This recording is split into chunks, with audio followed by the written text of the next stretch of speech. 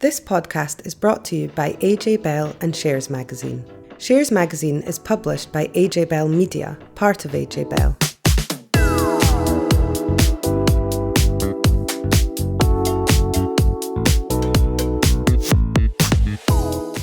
Hello, I'm Charlene Young and welcome to this week's episode of the AJ Bell Money and Markets podcast. Today I'm joined by Laith Khalaf. Hi Laith. Yeah, hi Charlene. This week we're going to be looking at how the Trump trades we talked about in the last episode have been faring in the aftermath of the US election result. And Dan Coatsworth is going to be talking to a US fund manager, Jack Caffrey from JP Morgan. He's going to give us his take on the US election result and what Trump means for investments going forward. And a little bit closer to home, we're also going to be looking at the impact on UK businesses of rising national insurance. We'll also be looking at some concerning figures on UK unemployment, plus the fallout from the Bank of England's Monetary Policy Committee's decision to cut rates last week.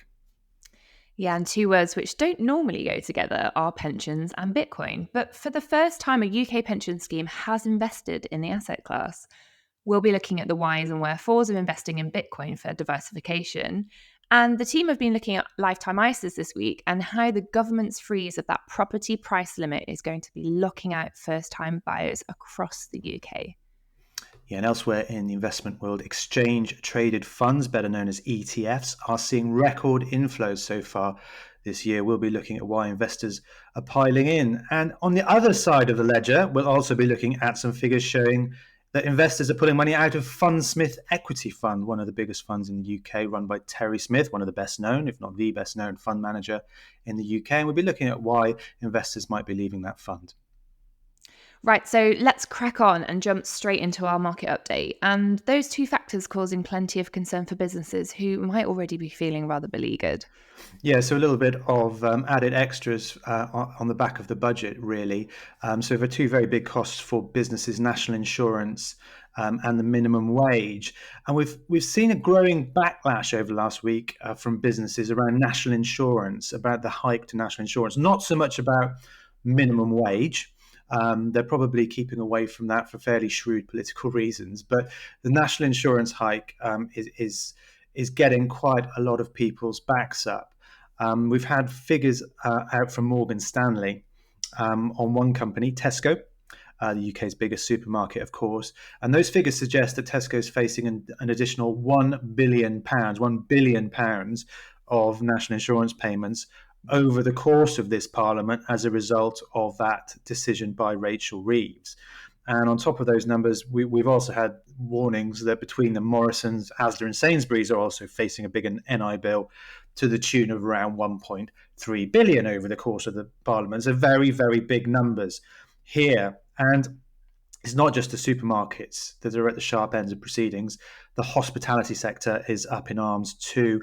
More than 200 hospitality bosses have written to the Chancellor, basically outlining how devastating they think the changes will be to their businesses, warning of job losses, warning of business closures. And these are not just small businesses that we're talking about. They also include pub chains like Fuller's, Mitchell and Butlers and Green King, and also Whitbread, the owner of Premier Inn. Those are all signatories to this letter. And I think it's not just the increase in that headline rate of national insurance from 13.8% to 15%, which is causing consternation, but also the fact that Rachel Reeves lowered the salary threshold at which employers start to pay national insurance. So that's currently set at £9,100, but it's falling to £5,000 from April. And clearly what that's going to do is bring in lots of part-time workers into the national insurance net, many of whom, of course, work for hospitality businesses. And looking at the share prices on the market, what's happened to these companies? Well, actually quite a lot of them are down around 9-10%. Whitbread down 9%. Wetherspoon's a similar amount. So is Fuller's, Mitchell and Butlers, also Sainsbury's. So all of these companies, we've seen the market actually, responding to the budget very negatively. Tesco, interestingly, down only 2.5%. In line with the market, and I kind of wonder what's going on there. Maybe it's a bit like, Tesco is the biggest UK supermarket by some margin. Maybe it's got the broadest shoulders, to coin Rachel Reeves' phrase, and might be able to weather the storm a bit more. I also think probably grocery companies like Tesco's, they're probably more able to push through price rises to customers than the hospitality sector. So, for instance, the hospitality sector reckon that if they were going to push through the cost of the national insurance increase to their customers, prices in pubs would go up by 8%. So, what happens if your prices go up by 8%? Well, maybe you just actually don't go out tonight. Actually, they're saying we can't put prices up because people will just stay away. Whereas, if the supermarkets put up the price of your food, to a certain extent, you just have to suck it up, don't you? But all of this just adds up to really a more inflationary environment. I'm not saying we're not going back to double-digit inflation as a result of Rachel Reeves' budget by any means, but the Bank of England and the OBR both reckon that the budget was inflationary.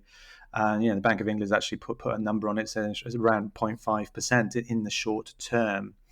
And obviously, this is will have an impact on consumers, but particularly businesses in that hospitality sector. And if those businesses are struggling, Charlene, then clearly that has an impact on the jobs market too. And we've had some concerning figures, right, from the ONS, which were released this week.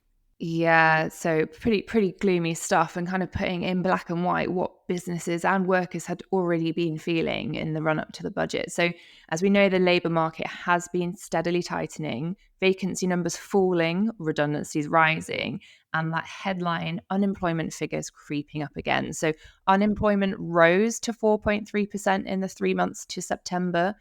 Pay growth slowed to 4.8%. That's the lowest in the last 2 years.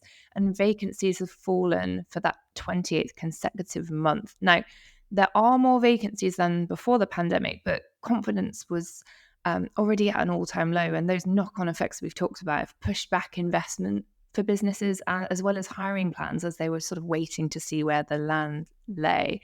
Now, going back to kind of the immediate aftermath after that pandemic, there was a dash obviously for workers and businesses that had been shut or had works on furlough, kind of fighting other businesses for those really skilled workers. And that competition, coupled with red hot inflation, created that environment where employers were having to dole out chunky wage increases to keep staff on site and in post. And as those wages shot up, to get those with the best skills, businesses had to dig into their coffers to fund those wage hikes. And although inflation has been perhaps tamed for now, those chunky increases are still being felt in real terms. So, with the double whammy of those budget announcements, we know that there were not tax rises for working people in inverted commas, but the effects are going to be felt. And I'll talk a little bit more in a second about kind of the Bank of England's verdict on the budget and that going forward. So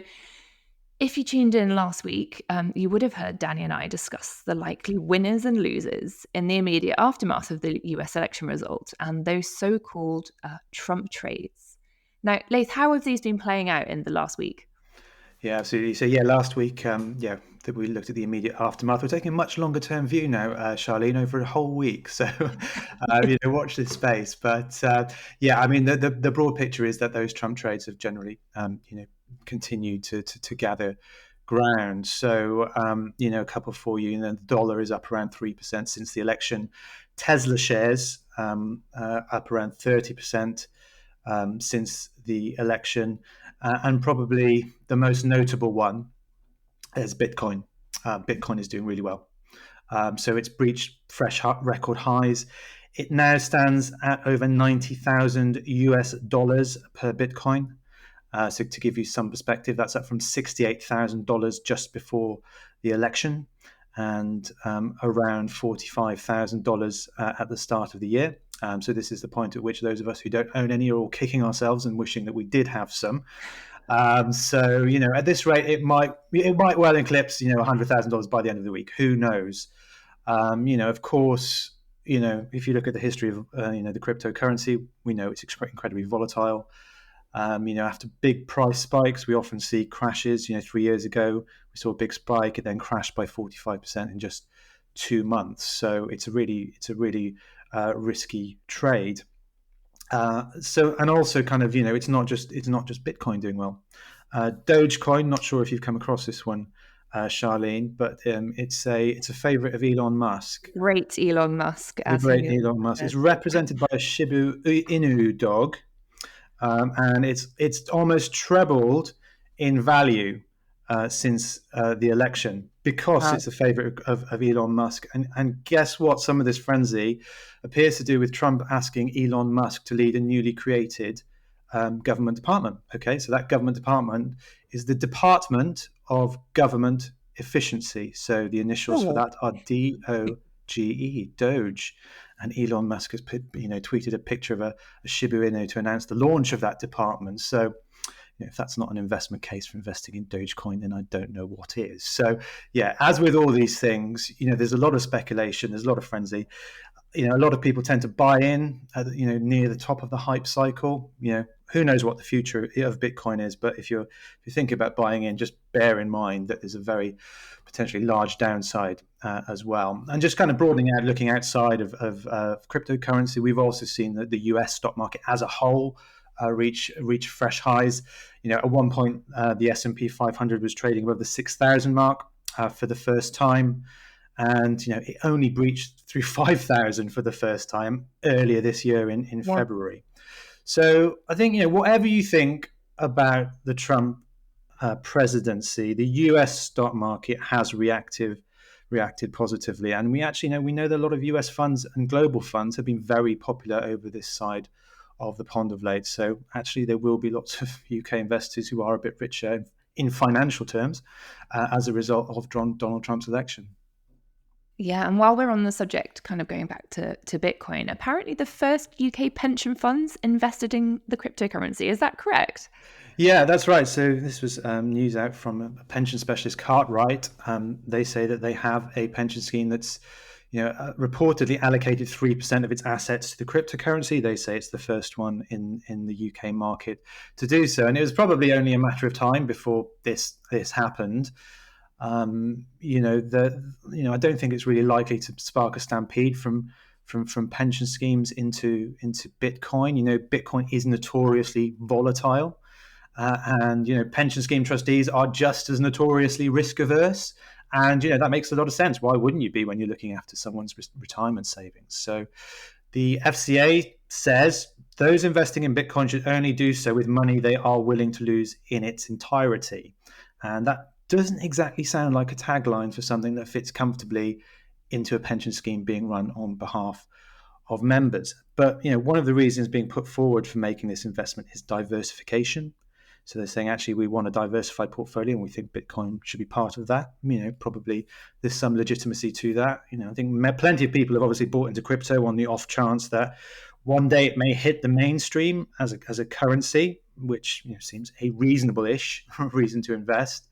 But I think it's harder to make a case for investing in Bitcoin to diversify a portfolio, because it's perfectly possible to achieve a diversified portfolio without going anywhere near Bitcoin. And that's a tried and tested method that's it's practiced by pension schemes and investors up and down the country. So yeah, an interesting move by a pension fund. Clearly it's brave to break new ground. I think maybe one does just have to question how much extra diversification is actually really being achieved by adding Bitcoin to a portfolio, and whether it's worth the additional volatility and risk. Right now, from the heady world of Bitcoin and pensions to interest rates. Just after the team wrapped up recording last week, the Bank of England cut the UK base rate to 4.75%. Now, that didn't come as a surprise to anyone, but I think it's useful to delve into some of the information that was released from that meeting. And, Charlene, this month's the forecast that the Bank of England issued could arguably be viewed as their own verdict on the budget.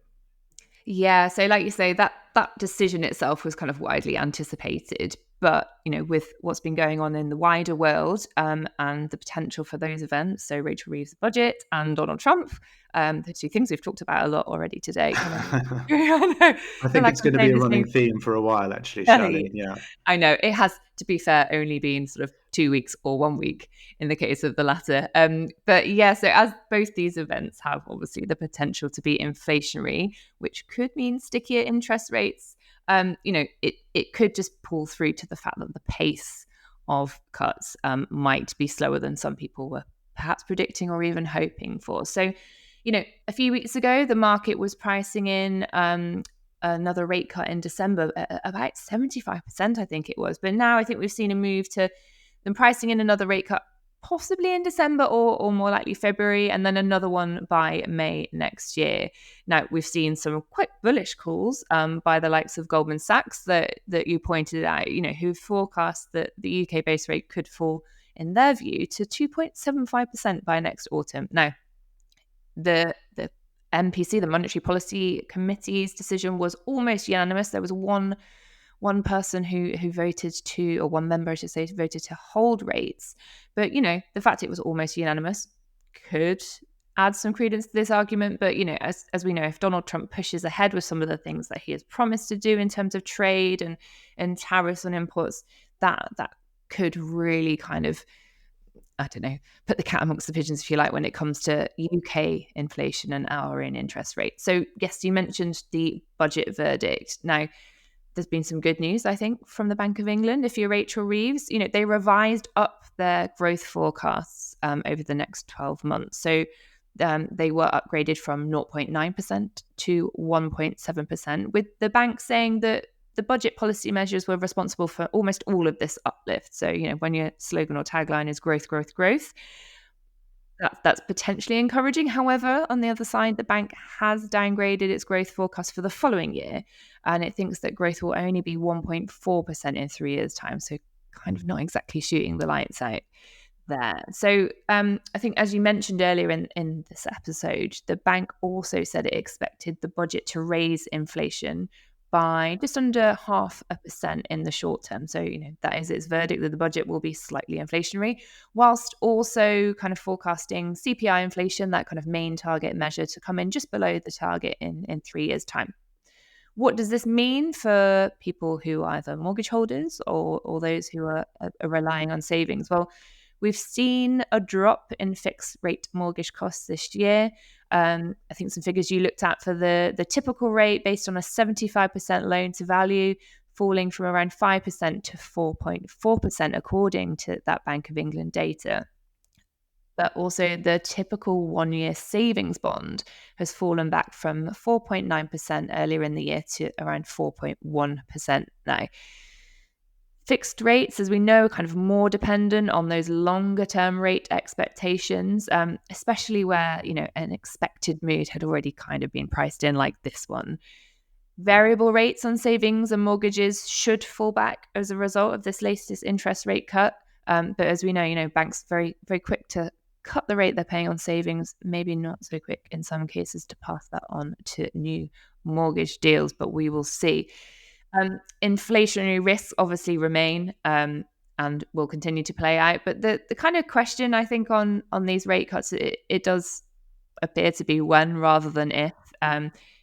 The mood is that interest rates will fall gradually, which, will provide some relief for mortgage borrowers, certainly those perhaps who are, one of the many millions who are coming up to the end of their fixed rate deal, have been really worried about kind of the implications of that Trust's quartering budget a few years ago. And, sadly, it probably will pull through to a steady decline in returns for cash savers. I've certainly had a few emails off of various providers informing me rather cheerily that the rate of my savings will be going down. Oh dear. Okay, naming no names, I'm sure. Okay, right. Next up, as someone who works in pensions, I have become very used to people not being that excited about my work chat, kind of dinner party chat, if you like. However, I have noticed one thing everybody seems to have a view on these days is gilt yields. I mean, have this come back into fashion and how they behave after budget. Suddenly everybody kind of wants to know and talk about them. Now, I'm laughing, but there is obviously a serious reason at play for this.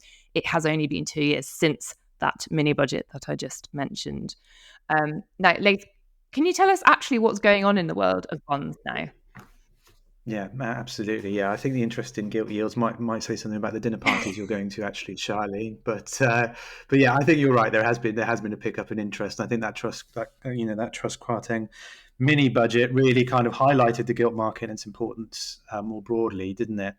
And what we've seen kind of in recent weeks and months really is bond yields rising, both over in the US, but here in the UK. And in the way bonds work, rising yields means falling prices, investors selling out. And if you look at the benchmark 10-year UK gilt, so this is the government borrowing money over 10 years, it's now trading at 4.5%. That's the highest it's been this year, and actually takes us back to levels we saw when the inflationary environment was much less stable last year, and also to the levels we saw in the wake of the mini budget actually. So there are a number of reasons probably why bond yields have been rising. It's probably the case that yields had got too low. The market had basically got too excited about interest rate cuts at the tail end of the summer.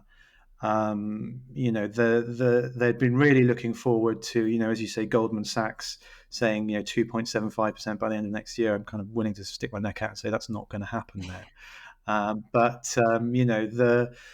We've had a number of significant events, since then. To be fair to them, one is, the budget. Rachel Reeves increasing borrowing. Okay, so that means more gilts coming onto the markets and more supply. So that shifts your supply demand dynamics and should push prices down. She's also announced a raft of policies which, as we discussed, are sound like they're going to be inflationary. Okay, inflation going up is bad for bonds, so again pushes down on prices. And then finally, that election of Donald Trump. So we discussed this at length in the last episode. That does threaten to reawaken global inflation with a round of tit for tat tariffs, which increase consumer prices. And that's kind of hitting the bond market in the US, but over here as well. So we're now left with these kind of higher gilt yields, which is a real headache for Rachel Reeves because it increases the cost of government borrowing. It's also a bit of a headache for consumers because that higher borrowing does feed through into mortgage rates. So it's quite interesting, Charlene, even though we saw that, that dip in the Bank of England cutting rates, bond yields are picking up. And actually, just kind of in the last few hours, I've seen kind of stories about mortgage providers actually putting rates up. So we'll have to see how that develops, but it's kind of an interesting dynamic that interest rates are going down, but actually because of the way the whole funding for fixed rate mortgages works, those can be picking up a little bit. So it does present a bit of an opportunity, these high yields, for those who are looking to generate a safe return on their investment. So you can now lock into a gilt paying you 4.5% for 10 years. Now, back in September, that was 3.8% for 10 years. So that's a pretty big pickup. On a 2-year bond, a shorter dated bond, you get 4.5% as well, up from 3.6% back in September. So these are really these numbers might not sound big, if you're talking about equity market returns, but in bond yields, these are quite significant numbers. And so, as I say, we've seen kind of a return of inflation worries. The sheer amount of debt here and in the US, is also a worry probably. And I'm also quite interested, by this recent news that we've had on Rachel Reeves is getting pension mega funds together to try and invest in equities and infrastructure. Yeah, that was probably quite a good idea. Is that coming out of the Mansion House rumours, if we like? Exactly right. So we're talking today ahead of the Mansion House speech, which is an annual speech that the Chancellor gives to the city. So we don't know what they're going to say, but lots of reports saying that she's going to announce these mega pension funds that are going to invest in UK infrastructure. So these are existing defined benefit schemes. The one thing I'm thinking is, well, what are they going to disinvest in to invest in infrastructure? Well, a lot of these schemes actually invested very heavily in government bonds. They're one of the big buyers of government bonds. So if you're saying, you guys, don't worry, you need to go invest in infrastructure, well, that potentially also means that they're going to be investing less in gilt. So, overall, it's, what you said, Charlene, is absolutely right, is that we are looking at a gradual decline in interest rates. But I think probably expectations have shifted about how fast that's going to happen. Yeah. The picture is not quite as nailed on as it was even 3 months ago. Yeah, maybe some good news out there for people who are thinking of purchasing an annuity with those yields up. But yeah, like you say, kind of interfering in what, I shouldn't really say interfering. I take that back. Kind of looking at incentivizing investment in, other things, like you say, these pension funds going to disinvest it from, and traditionally they're using those gilts to match their kind of long-term liabilities. Is moving into kind of infrastructure and those mega fund investments slightly riskier? It remains to be seen, I guess. Yeah, I think we'll wait to see what she says, but it also remains to be seen how many of them actually take up, because like you say, gilts work for them. That's why they invest in them, because their liabilities are pegged to gilts. So we'll see how much success the government has in driving through those reforms. Thanks, Laith. Now, previously, we had a brilliant interview with Ron Temple from Lazard ahead of that US presidential election about the things that were on investors' minds. Now, the election result is, of course, in, and we thought it was worth getting another expert on the show to talk about the market reaction to Trump returning to the White House and what it means for investors going forwards. We dispatched our very own Dan Coatsworth to meet with Jack Caffrey from the JP Morgan American Investment Trust, and this is what Jack had to say. Let's start the conversation by, I guess, the big question. Were you surprised by the positive market reaction to the election victory by Donald Trump? I think that investors as overall like to look for patterns. And so if we were to roll back to thinking about what we saw at the end of the election of 2016, as election results came in and you saw a shift in the presidency, you saw the potential for a shift in the member or the composition of the Congress. You saw equity investors look to embrace the idea of dramatic changes in how government and the corporate sector might interact. And so with that in mind, I think it was interesting that as you began to see the results from the upper house, our Senate, and the presidency, you began to see investors, I think, going back to that playbook, if you will, and looking to embrace the same sort of stocks that work in the immediate aftermath of the idea of dominant Republican control of all of Washington, D.C., and what that might mean for the economy and what that might mean for particular industries.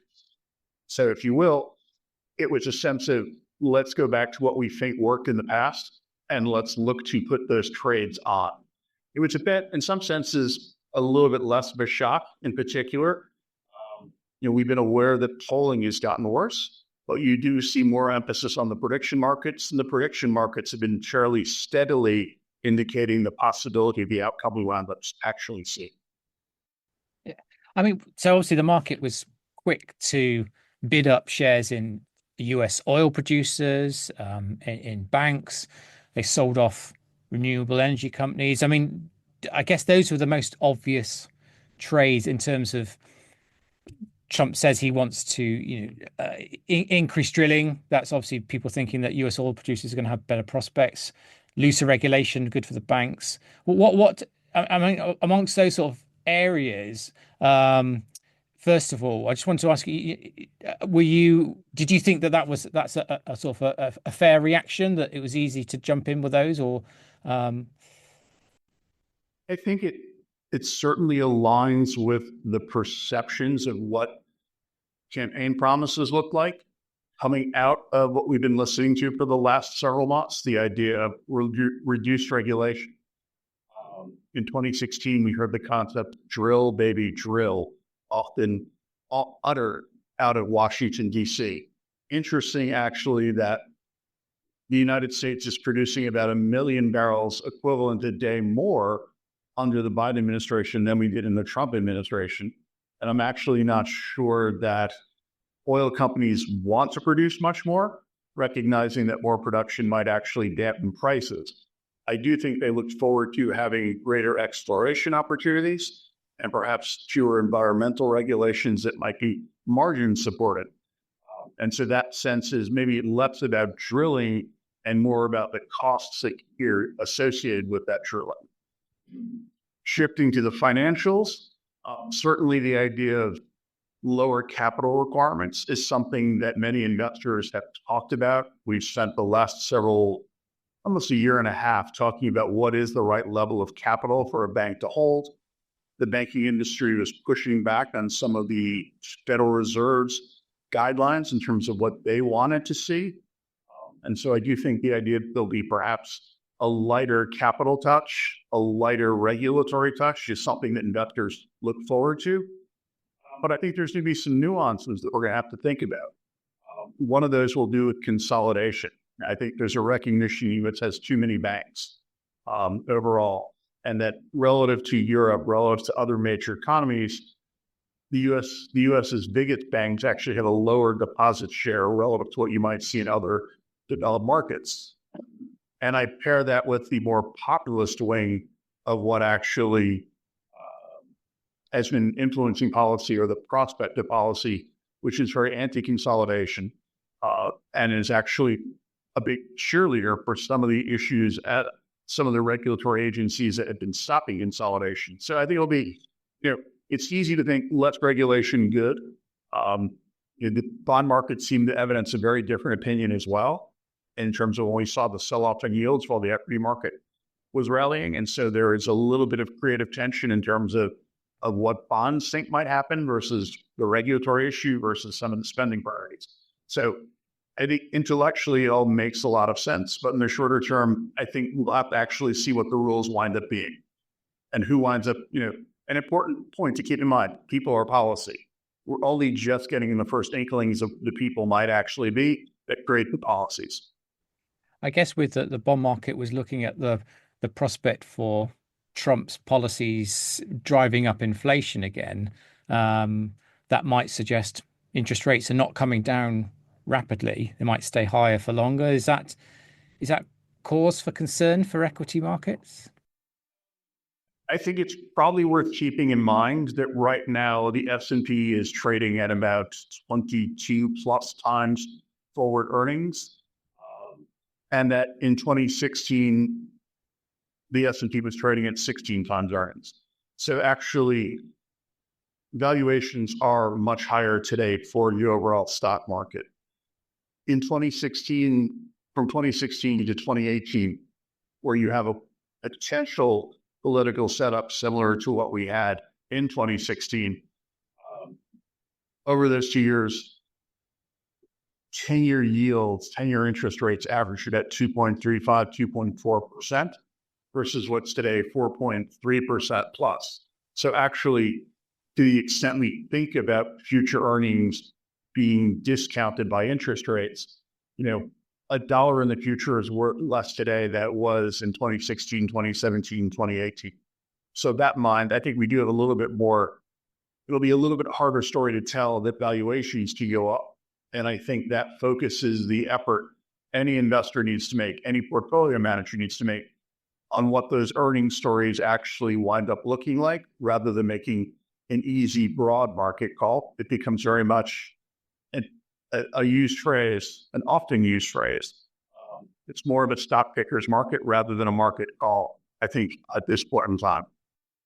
Well, I guess if inflation does go up again, you've got pressures on corporate earnings, particularly for companies who can't pass on extra costs to the customer.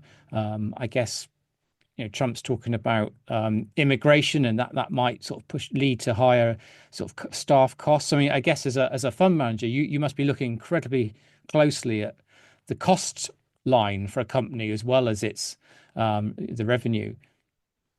Well, I think over the last 40 years, what U.S. companies have been exceptionally good at is actually managing their costs, managing their margins. To some extent, it's almost fair to say that companies de-emphasize their ability to, or thought around managing their price lines, the pricing for their products. If I think back to conference calls over the prior 2 or 3 years, companies talking about being able to raise prices, it was almost something new to a CFO. I think the issue is that inflation was such an important part of what the electorate was talking about and their discomfort. Companies looking to raise prices over the next 2 or 3 years, I think you're going to find a much more price-sensitive consumer base, and understanding that some of the bias towards more populist policies reflects itself in that concern about inflation. And so in that regard, I do think the corporate sector is going to have to be very mindful in terms of their access to labor, the cost of that labor, Will they have some offsets in terms of some of their other costs in terms of, less regulatory issues to wind up managing through, but mindful that the consumer expressed their concerns with how much pricing they could take. What's been interesting is the inflation shock seemingly has faded, particularly in the United States, less so in some of the global markets. But over the past year, you've actually seen wages actually appreciating in line or actually gaining ground versus inflation. So you were seeing real wage growth. Not that people, it's tricky when you can look at data and say the world is fine, and you ask someone, well, how are you doing? Like, that's where, if you will, the real data comes to bear. How does somebody feel about their situation, not being told unemployment is low, inflation is falling? You should feel better about yourself. So, I mean, obviously, as a fund manager, you take a long-term view about companies' prospects. So, I guess, are you sort of comfortable with your sort of the current portfolio, with the prospect of a different president coming into power?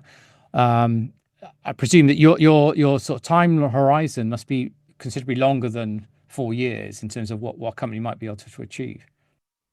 We tend to try to, within the value sleeve of the portfolio, we've typically had only about 20% turnover, which suggests that we're taking a perspective that's measured in years upon a time. I think it's a mistake as a portfolio manager to underestimate companies' abilities to adapt. The question then just becomes, can you understand how quickly can we come to an understanding of what the rules and the guidelines of how those companies will wind up acting, and trying to manage their business results according to what those new rules are. And so it tends to be more an evolutionary process, because it's rare that you actually come in and see a completely binary outcome, a digital outcome, a 0-1 sort of situation where everything you've done for 20 years gets thrown out. It's instead, here's where we want to go. Here are the policies and the guidelines that we'd like you to operate under, and then companies will adapt. It's probably also worth keeping in mind that about 40% of the S&P 500 revenues come from out of the United States. So even when we think about how things might change in the United States, many large cap U.S. companies are global enterprises and have always been dealing with a degree of uncertainty in terms of their operations and what the rules and the guidelines that they operate under are. Yeah, I mean, so just one final question. I mean, how are you sort of feeling going into 2025? Are you feeling quite optimistic about the ability, obviously, to make positive returns for investors? I am constructive on 2025 overall, and I come back to, let's start with the presumption or the recognition that expectations today are higher than they were a year ago, and they're higher than they were the last time we were looking at, if you will, a similar political realignment in Washington.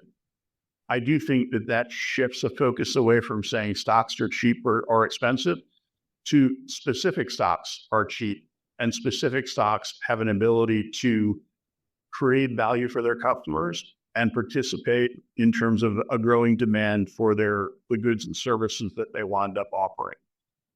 And so in that regard, I think the story is one of earnings rather than making a broad, if you will, macro-oriented call saying interest rates should fall, so valuations should go higher.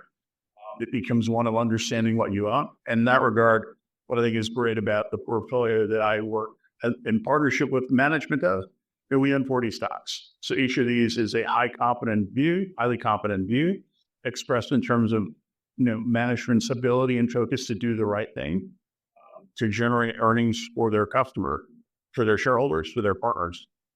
And ideally, at least in the value sleeve, to have an ability to return cash to investors to allow us to make reinvestment decisions with the long-term best interests of our shareholders. That was Jack Caffrey from the JP Morgan American Investment Trust. Right, can we talk about exchange-traded funds next, please? Laith, you've spotted that it's been a record year for inflows. Can you tell us a bit more about what investors have been piling into and why do you think they've been so popular? Yeah, so these are ETFs, exchange-traded funds, and according to BlackRock, global net flows into ETFs hit $1.4 trillion in the first 10 months of this year. And that's ahead of the record for a whole year of 1.3 trillion, which was taken in 2021. So we've still got another 2 months of the year left, but if there's no big market sell-off, it looks like being an absolutely blockbuster year for ETFs. BlackRock say part of the surge has actually been driven by investors buying fixed income ETFs, so bond ETFs, probably trying to lock into higher interest rates before they start falling. But the bulk of the money has been going into equity ETFs. And the US market, of course, doing very well, attracting a lot of flows. We've seen very big returns, and that just tends to mean people buying on the back of existing performance. So just to give kind of a small kind of introduction to the uninitiated on ETFs, they're exchange traded funds. So they're open-ended fund vehicles. So they started out really as plain vanilla tracker funds, which were launched in the early 1990s. And so the idea was they'd simply follow a market index like a normal tracker fund. But the difference between an ETF and a tracker fund is that with an ETF, you can trade them throughout the day. So a normal open-ended tracker fund, a unit trust, for instance, they're normally tradable only once a day. So if I place a deal today, it goes through for tomorrow's price and so on. Whereas I can actually just buy an ETF right now, this second, as long as the market is open. So, for long-term investors, buying an ETF or a tracker fund, it doesn't really make much difference because you've maybe got a day when you buy and a day when you sell in terms of the difference. So if you're investing for 10 years, that one day is not going to make a huge amount of difference. But I think for short-term, more tactical traders, being able to get into the market after a big market fall during the day or sell after a big market rise during the day makes the continual trading that ETFs offers really attractive. I think that short-term trading activity probably does make them more susceptible to big flows in both directions. We've seen big flows this year because markets are going up. But it could potentially happen in the opposite direction. And also over the years, we've seen ETFs develop and move out of the kind of plain vanilla passive sphere. So they've moved into other areas. One has been commodities, has been a big area, and in particular gold, giving really liquid access to gold stores for investors. That's been a really useful thing and quite popular with retail and institutional investors alike. We've also seen more specialist tracking products pop up. So ETFs, which rather than investing in a market like the S&P 500 or the FTSE 100, they invest in certain themes or sectors. So, for instance, a clean energy ETF. There are oil sector ETFs. There's a robotics and automation ETF, and more recently, we've also seen active ETFs launch. So this is an active managed portfolio which is contained within an ETF wrapper, again tradable throughout the day rather than just once a day. So moving that innovation into the active sphere as well. And Charlene, I hate to bring things back to Bitcoin again, but actually it seems to be running clean this week, so we'll just run with it. But there was earlier this year, the Securities and Exchange Commission, the US regulator, allowed the launch of Bitcoin exchange traded funds or exchange traded products in the US, and they've been proved really popular. So BlackRock launched a Bitcoin exchange traded product earlier this year. In just over 200 days, it's got $40 billion in it. Now, some of that is obviously because Bitcoin's gone through the roof, but there's a lot of people buying this stuff as well. Now, I would say you can't actually buy those as a UK investor at the moment.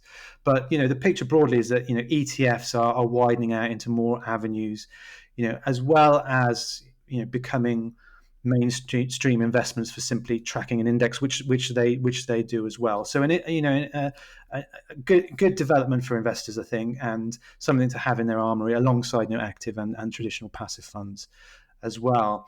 And just moving on slightly from money flowing in, our colleagues have been crunching numbers, Charlene, on one way people can take money out of an account. In this case, it is the lifetime ISA. Now, the price limit for first-time buyers using lifetime ISAs has been frozen since it was launched 2017. Is that right? Yeah, so that first-time buyer limit has been capped at £450,000 since the product was launched, and it's set to remain unchanged kind of more than a decade later. So what does this mean? Well, lifetime ISA introduced to help primarily help people get on the property ladder. It can, of course, also be used for retirement savings if you can wait until age 60. But, its primary purpose there is to help people get on the UK property ladder. However, because of this price limit being frozen, so the price limit is the maximum value of the first house that you can buy in the UK using the lifetime ISA without facing any government penalty. Okay, so, savers and investors could still use a lifetime ISA towards a house worth more than this limit. However, they will face that hefty 25% penalty when taking their money out. And I'll come on to kind of the impact of that later. Going back to this price limit, it does mean, Dan's looked at these figures, and it means that first-time buyers in 54 regions across the UK could actually be frozen out of using that lifetime ISA penalty-free to buy a typical kind of terraced house in their area. So if you're not familiar with how lifetime ISAs work, you might not have one, but someone in your family might be interested in them. The government pays up to £1,000 a year as a bonus if an investor or saver puts £4,000 maximum into their lifetime ISA account this year. Now, this can then be used to help secure a mortgage on their first home, but that property, as I mentioned, cannot cost more than £450,000. That limit having remained unchanged since 2017. Now, kind of our analysis looked at land registry data and OBR forecasts on house price increases, and it kind of illustrates the dilemma faced by people saving for their first home, kind of in many parts of the country. So, you've got this product that's designed to kind of help you give a boost to your savings and help you a bit earlier, perhaps onto that property ladder. You can use a cash-based lifetime ISA or an investment one, depending on your time frame. But this product that's here to kind of encourage this could also actually lead to people facing a really punitive early withdrawal charge if they close the account, if they're looking to buy a house that is valued over this limit. Now, our concern is that, unless the government increases this limit, more and more people are going to be frozen out of using the lifetime ISA for the very thing it's been designed for. So Dan looked at a 2-bedroom terrace house in 54 regions and worked out, by the end of this parliament, that would actually be forecast to be valued above the limit and therefore freezing out lots and lots of people, particularly kind of young families, if you like. So, this is because obviously with that valuation cap not moving, but house prices moving higher across the UK, do you buy a cheaper property than you really want, not the house you're really looking for as your first home, or do you close that account early and face the early exit penalty? Now, around 100,000 lifetime ISA holders did have to withdraw money earlier than planned in the 2023-24 tax year, and they would have picked up a penalty for doing so. Now, not all of these, of course, would be down to that property limit, but it's 100,000 people using this product and having to take their money out early for whatever reason. So what happens when they take their money out early? So unless you use it for this qualifying first-time UK property purchase, valued at or under £450,000, and there's a few other kind of eligibility requirements within that, or you leave the money until age 60, you will pay a 25% early withdrawal charge. Now, the way this works, it's actually really unfair because it doesn't just recoup that kind of bonus the government would have given on the money that's being paid in. It actually works to effectively charge a 6.25% exit penalty, because 25% charge is charged on the whole value of the lifetime ISA that you're withdrawing, the whole amount, that you're withdrawing from that lifetime ISA. So it's actually kind of an exit penalty, a charge on any investment growth. So it kind of really punishes people for whom, change of circumstances, perhaps house price rises out of their control, means they can't actually pursue their home ownership goals and what this product was primarily designed to do. Now, back in the pandemic, the government did actually reduce the early withdrawal charge from 25% to 20%. And, we've been long-time callers for this to kind of come back in. So it still acts as enough of a disincentive, for people to kind of get the bonus for not what the product was originally designed for. But it also kind of is a bit more realistic a charge, recoups that upfront government bonus, but, still means that people can get, hopefully on the property ladder, on into the property that they want. And, it's our view that this would probably be quite a low cost reform and one that really benefits kind of younger people. So, hopefully that kind of explains why we've looked at this research and kind of, we will be continuing to press the government to think about reforming this penalty and kind of really get back to what that lifetime ISA was designed for, and make sure that, young people aren't being unfairly punished with a 6.25% exit penalty there. Now, for our kind of final segment, we are going to talk about a famous name in fund management. As you mentioned in the intro, Laith, possibly even the most famous in the UK, Terry Smith. Now, he's been grilled in the past by our very own Dan Coatsworth for the show. And his Fundsmith Equity Fund is kind of back in the news in terms of outflows, isn't it? What's happening there? Yeah, that's right. So Fundsmith, the fund management company, has released its annual results. And this always seems to create a bit of a little ripple of excitement in the financial media, because it tells us how much the company is making, what profits it's making. Now, this is the company, the fund management company, Fundsmith, not the fund. And so the profits have actually fallen this year to £46.4 million, down from £50 million last year and £58.2 million the year before. So, a lot in the financial press, which, listeners might have seen about Terry Smith getting a pay cut. Terry Smith is still reportedly, getting over half of that amount. So he's still, he's still going to be okay. Nobody needs to send any cans of baked beans or out of date rice pudding into us. Okay, Terry Smith is going to be okay financially. But this is all kind of interesting in a gossipy way. But what struck me as slightly more meaningful is it's some numbers which came out from Morningstar at the same time, which show that £1.8 billion has been withdrawn from Fundsmith Equity this year, on top of £1.5 billion last year. So, fairly substantial amounts of money. Now, it's a really big fund, so when you get outflows, they're going to be big. There's still over £20 billion of assets in the fund. It's still really popular, so it's important to say that. But it does seem that some investors are packing up and leaving. And that's perhaps quite unusual for this fund as well, because it's got quite a strong following. People really, invested in it in both ways, and with their money and also emotionally as well, and kind of conceptually, because of Smith's, I think particularly good articulation of his investment strategy. And I think there's a number of things beyond why people are leaving. A big part is probably due to underperformance.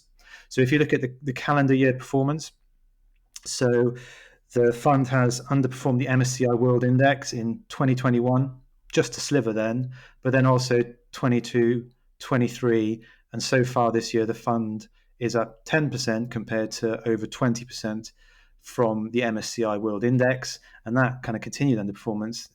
Some investors, by no means all, but some investors have decided to move on. And what's interesting, I think, is that if you look over that time frame, so that kind of 4-year period, Smith's actually returned 30% for investors. That doesn't sound like a terrible return. If I offered you 30% over 4 years, just under 7% a year, you probably say, okay, that's not bad. That's not a bad return. Especially when in the middle of that, you've got this really huge rise in interest rates and a big market dip in 2022 included. But I think the same problem is that over that same period, well, Smith has returned 30%, the MSCI World Index has returned 60%. And as we've discussed, I think, numerous times, a lot of that comes down to the Magnificent Seven, so the big US tech stocks. And Smith does hold some of those stocks in Fundsmith Equity, so Alphabet, Meta, Microsoft, a bit of Apple. So he just holds some of them. But like a lot of managers, active managers, he's underweight the Magnificent Seven because they make up such a big part of the global index. It's kind of hard to be overweight them without just having huge positions in these companies. And I think in particular, Smith doesn't hold Nvidia.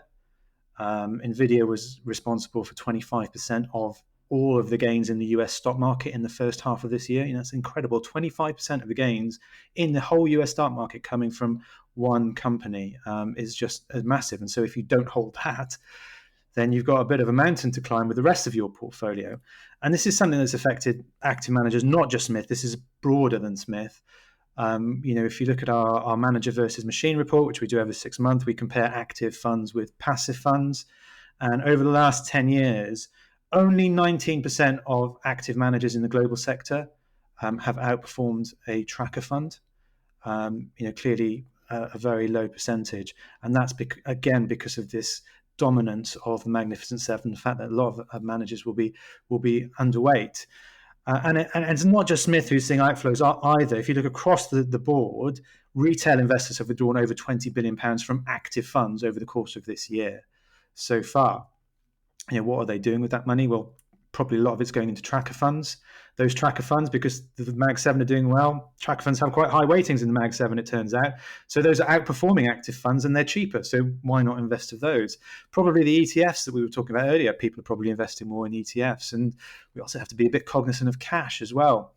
Charlene, you noted that some of your providers were saying that your cash interest is dipping, but rates are still a lot higher than people have been used to for a long time, and so people are probably loading up on cash and rather than investments like Fundsmith.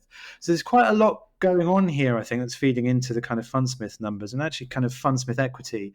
It's really a bit of a microcosm, albeit quite a large microcosm, of what's going in on the fund in the fund management industry at large, and I'm afraid to say it's kind of a really concerning picture for active managers. Thanks, Laith. It's really interesting to kind of know what's going on, particularly with kind of such a big name for various reasons, like you said. So that's all we have time for on the Money and Markets podcast this week. Before I go, I just wanted to say a really big thank you to anyone who joined us at our investor evening in Bristol last week. It was actually only the second event of this type we've ever done, kind of getting our real life investors to bring a friend along and hear about, hear from myself and Dan and some fund managers. And we wanted to hear from you about, what you think about what's going on, and particularly, your experiences of using AJ Bell, or if you're thinking of joining us. So, it was great to meet so many of you in person. We actually even ran out of space at the venue, to the point where the venue had to say no more people were allowed in due to kind of fire risks and things like that. So really impressive. I think we even had possibly more people come along than to our hometown one in Manchester. So that was really, really lovely to kind of see everyone mixing, sharing their own stories and kind of hearing your experiences of AJ Bell. So thank you so much if you did come along to that one. As I say, I hope you've also enjoyed today's episode. Next week, you'll be in the very capable hands of Danny Hewson and Dan Coatsworth for your next slice of Money and Markets news. They'll have not one, but two fund manager interviews for you from our AJ Bell Investival.